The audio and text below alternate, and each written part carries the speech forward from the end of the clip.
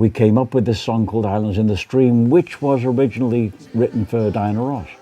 Producing an album for Kenny Rogers, and the two of them were kind of stuck on this song.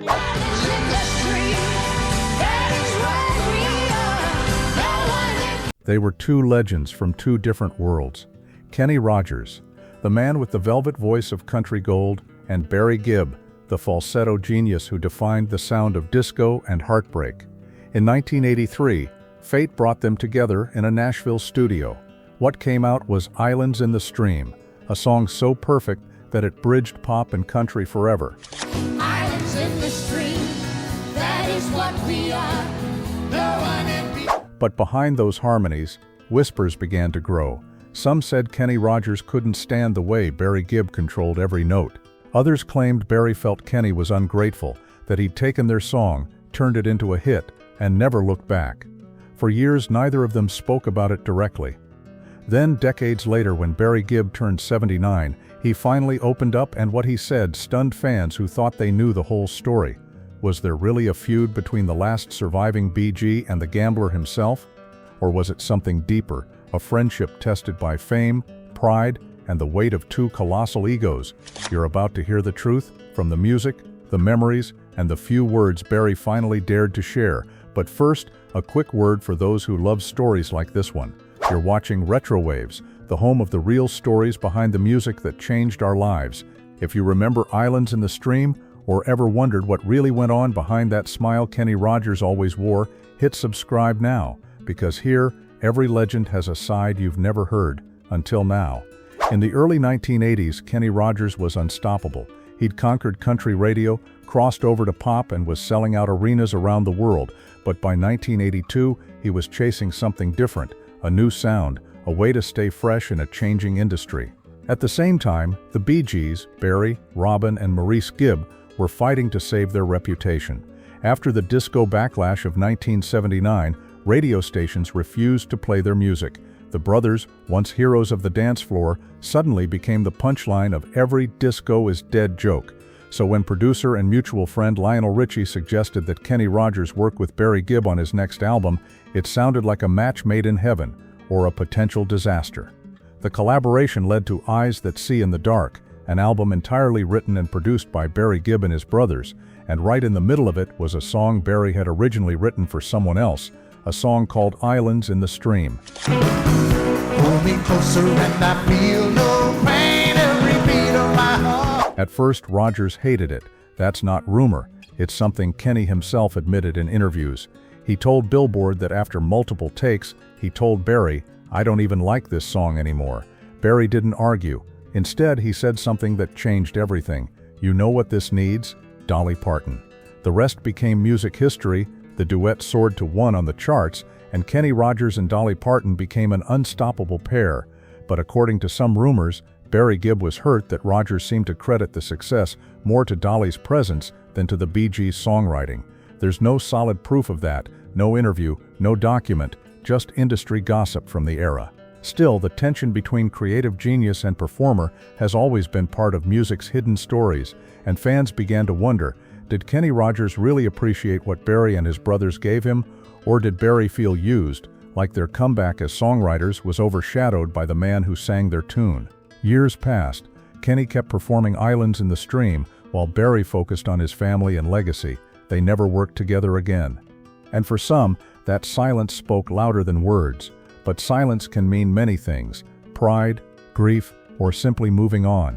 And when Barry finally spoke about Kenny Rogers decades later, after Kenny's passing in 2020, what he revealed didn't sound like hatred at all. It sounded like something else, something far more human. So what did Barry Gibb really say at 79 that changed the way people saw their so-called rift? And how did a single song link two men forever, even when they walked separate roads? You'll find out in the next part, when the music fades and the truth begins to echo. When Barry Gibb first played Islands in the Stream for Kenny Rogers in 1983, the song didn't sound like a hit. It was slower, softer, more like a Bee Gees ballad than a country tune. Kenny liked the melody, but he couldn't find himself in it. He once told interviewers, "We just kept singing it over and over, and I finally said, 'Barry, I don't even like this song anymore.' That wasn't anger, it was frustration." Kenny was a perfectionist, and so was Barry. They both lived for that exact moment when everything clicked. But in that Nashville studio, surrounded by microphones and nerves, nothing was clicking. Barry Gibb, meanwhile, was at a crossroads in his own life. He'd gone from being one of the biggest stars in the world to someone the press mocked for still singing in falsetto.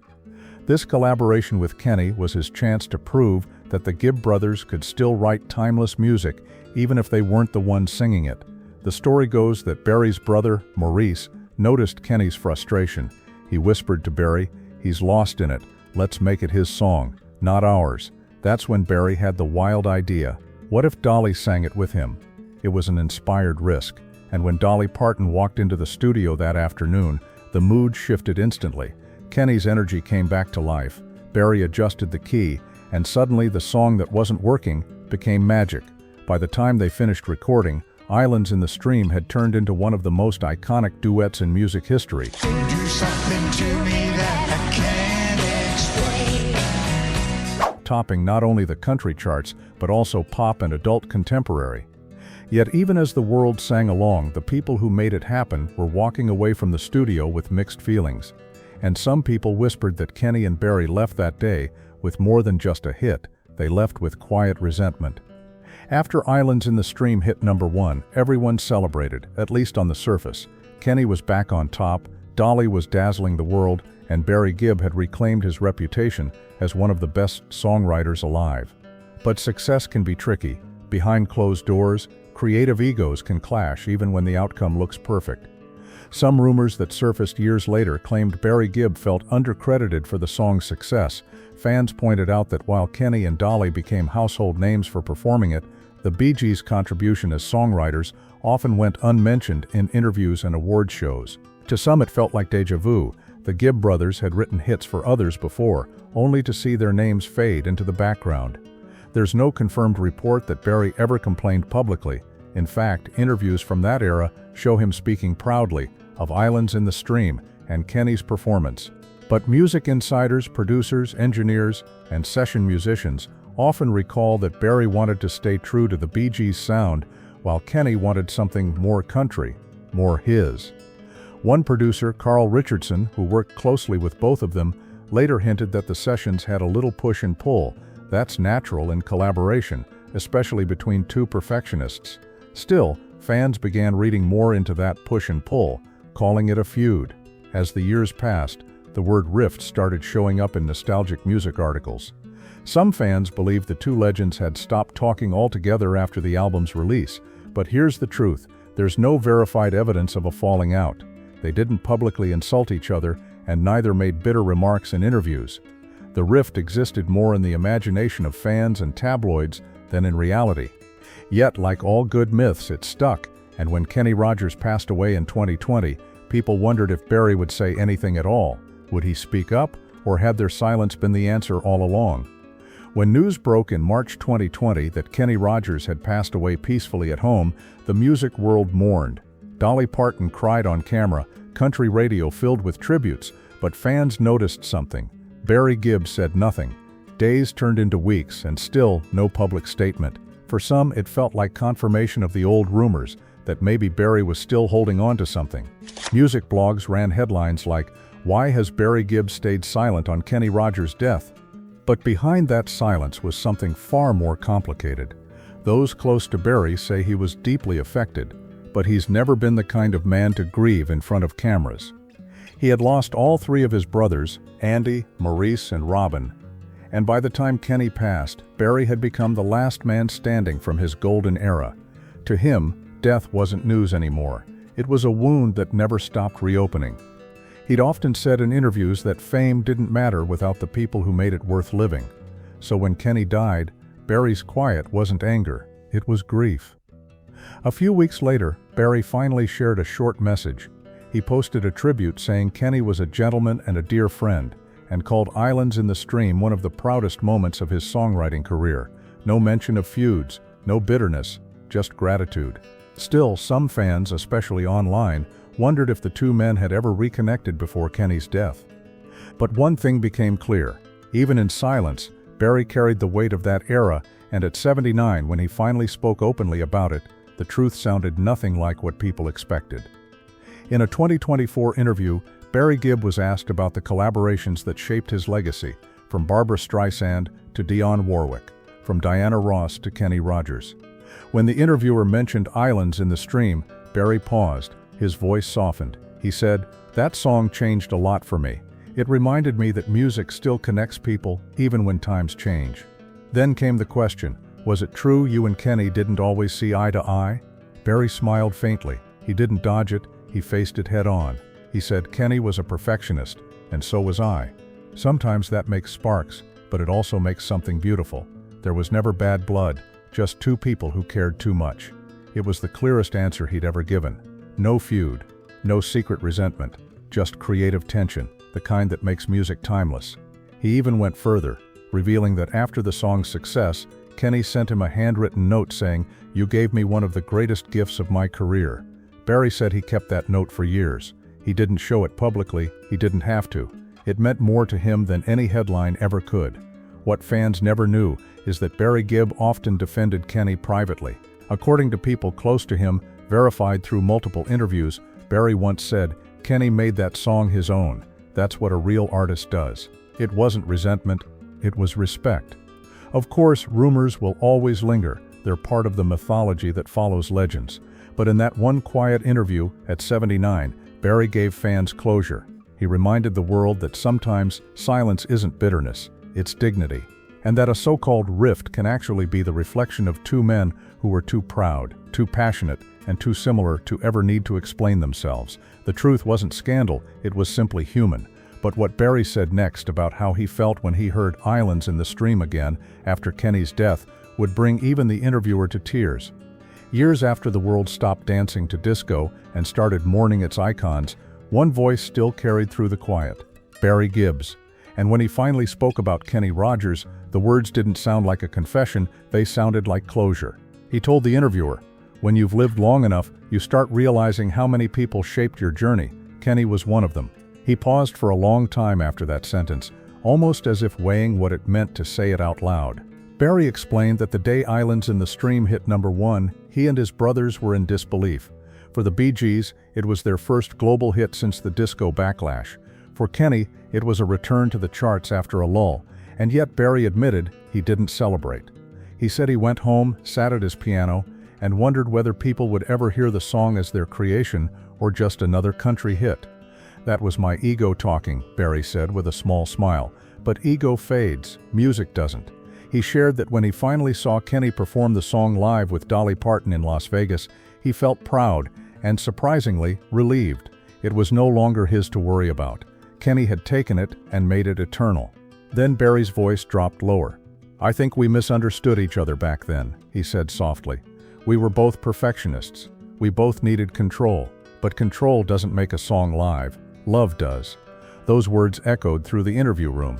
It was the kind of honesty that only comes after decades, after loss, after loneliness, after realizing there's nothing left to protect but the truth. Barry revealed he still had one message from Kenny framed in his home office.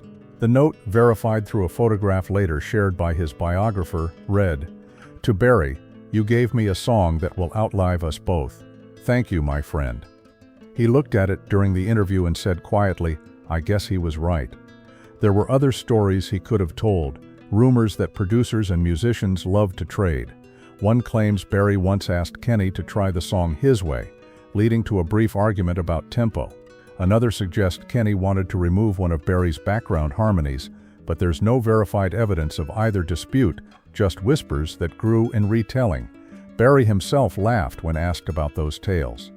"You know how it is," he said, "people remember drama more than harmony." And yet, in a way, that tension, real or imagined, became part of the legend. Without a little friction, there might never have been that spark, that raw emotion listeners still feel when the chorus hits. As the interview wound down, Barry leaned back and reflected on why Islands in the Stream mattered so much to him even now. Because it wasn't just a song, he said, it was proof that we could still matter. Kenny made sure of that. That single line, spoken at 79, carried more truth than all the rumors ever could. After the interview aired, social media lit up with emotion. Clips of Barry's words spread across TikTok, Facebook, and YouTube, each captioned with phrases like, "No feud, just friendship," and "the truth at last." Younger fans who had never lived through the 1980s suddenly discovered Islands in the Stream again.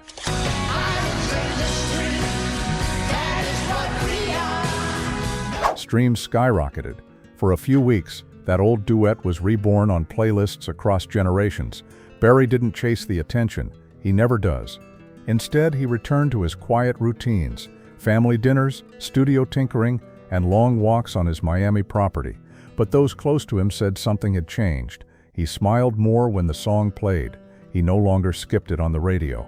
During one charity event later that year, he even performed a short acoustic version, just him, a guitar, and a small audience. No falsetto, no spotlight. Before he began, he said, "This one's for an old friend." Some in the crowd cried, others just closed their eyes and sang along. It wasn't about disco or country anymore. It was about memory and the peace that comes when you stop defending the past. Dolly Parton later commented on the clip, saying, "That song was never just ours. It belonged to everyone who ever loved someone." Barry reportedly sent her a note afterward, thanking her for keeping the song alive. As of today, Barry Gibb remains the last surviving BG. He carries the stories of his brothers, his friends, and collaborators like Kenny Rogers, each one a ghost stitched into the melody of his life. When asked in a later BBC interview what he thinks of when he hears Islands in the Stream now, he said simply, "I think of the people who aren't here anymore, and how grateful I am that their voices still are." That's the real truth. No secret hatred, no broken friendship, just two artists who made something bigger than themselves. A reminder that music outlasts misunderstandings, rumors, and time itself. Barry Gibb didn't reveal a scandal. He revealed a truth that felt even more powerful, that love for music and for the people who help you make it is the only thing that survives when everything else fades. You've been listening to RetroWaves, where the legends of yesterday finally tell their truths. If Barry Gibb's words moved you, if they made you remember that moment when Islands in the Stream played on the radio and everything felt simple again, make sure to like, subscribe, and share this story. Here, we don't chase gossip, we chase meaning, because every song that changed the world came from a heart that once broke, a friendship that once faltered, or a voice that refused to stay silent. Tell us in the comments, where were you when you first heard Kenny Rogers and Dolly Parton sing that song? And who would you like us to uncover next? Maybe another story where rumor met reality and truth finally found its way home. Until then, keep listening, keep remembering, because the music never really ends. It just waits for someone to press play again.